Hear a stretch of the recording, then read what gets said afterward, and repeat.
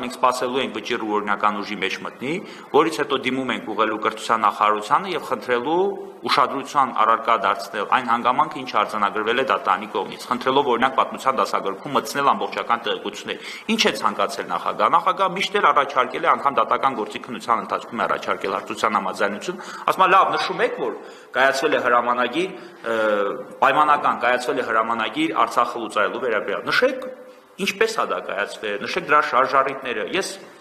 ձեր թույլտվության մեջ բերեմ նաև Արցախի հանրապետության նախագահի ցուցմունքը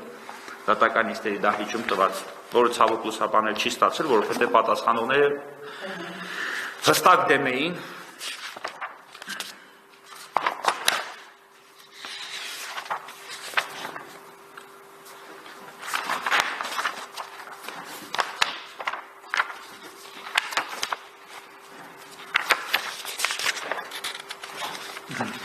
Սամվել Սերգեյ Շահրամանյանի ցուցմունքը։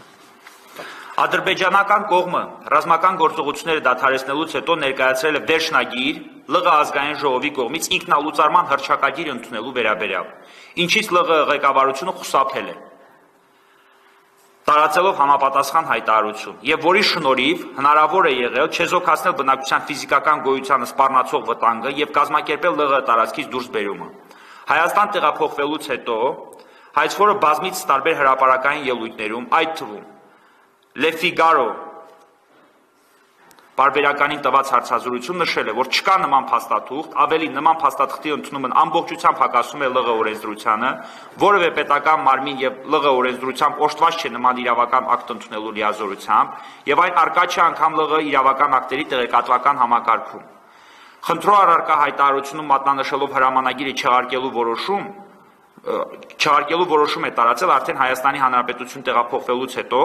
հետագա շարժումներից խուսափելու նպատակով։ Պատասխանող կողմը հաշվի չի առել նաև այս հանգամանքը, դրա մասին որևէ հիշատակում չկատարելով դասագրքում։ Այսինքն մեր ցանկացած այն է, որ ներկայացրեք իրականությունը, ոչինչ մենք ավել չենք ուզում։ Լավ, նշում եք, որ կայացվել է այդպիսի հրամանագիր կամ այդպիսի հայտարարություն է տարածվել տեղեկատվական համակարգում։ Նշեք այդ հայտարարության ամբողջական բովանդակությունը։ Երբ է կայացվել, ինչ շարժառիթի ազդեցության ներքո է կայացվել, ինչպիսի վտանգ կար արդյոք ուժի գործադրում կամ ուժի գործադրման անմիջական սպառնալիք։ Եվ ամենակարևորը նշեք, որ այդ հրամանագիրը այդ նույն տրամաբանությամբ Հայաստանի Հանրապետությունում չեղարկվել է։ Հիմա բոլորի մոտ հարց կարող է առաջանալ, ասել, եթե փաստաթուղթը ի սկզբանե համարում էիք անվավեր կամ առ-ոչինչ, ապա ինչու եք այստեղ դա չեղարկել։ Դրա պատասխանը շատ պարզ է, որովհետև նախ սկսել են շատ ուժեղ շահարկումներ, ընդ որում այդ շահարկումները սկսել են նաև իրավական տիրույթում։ Օրինակ քննչական կոմիտեն Ստեփանակերտի քաղաքապետի նկատմամբ քրեական վարույթ է նախաձեռնել հղում կատարելով նաև այդ հրամանագրին, նշելով, որ եթե Արցախը լուծարված է, դու ինչպես է Ստեփանակերտի քաղաքապետի լիազորություններ իրականացնում Հայաստանի Հանրապետությունում։ Բոլորս տեսանք նաև, որ Հայաստանի Հանրապետության քրեական դատարանը արդարացրեց Ստեփանակերտի քաղաքապետին, բայց այնուամենայնիվ այսպիսի քրեական վարույթներից եւ իրավական տիրույթում տեղ գտած մեկնաբանություններից խուսափելու նպատակով նույն հարթակում կայացել է նաեւ այն չեղարկելու վերաբերյալ հրամանագիր։ Եվ մեր բոլորի նպատակը այն էր, որ սա լուսաբանվի, ժողովուրդ ինչա, բայց պատմության դասագրքում նշելով, որ ունեցել ենք այսքան զոհ, եղել է պատերազմ, որից հետո անմիջապես նշում են, որ կայացվել է Արցախը լուծարելու վերաբերյալ հրամանագիր, հաջորդող նախադասությունը Արցախի բնակչությունը դուրս է եկել Հայաստանի Հանրապետություն։ Այսինքն երեխաների մոտ ցանկանում են ստեղծել այնպիսի մի տպավորություն, որ բնակչությունը դուրս է եկել, քանի որ Արցախը լուծարվել է։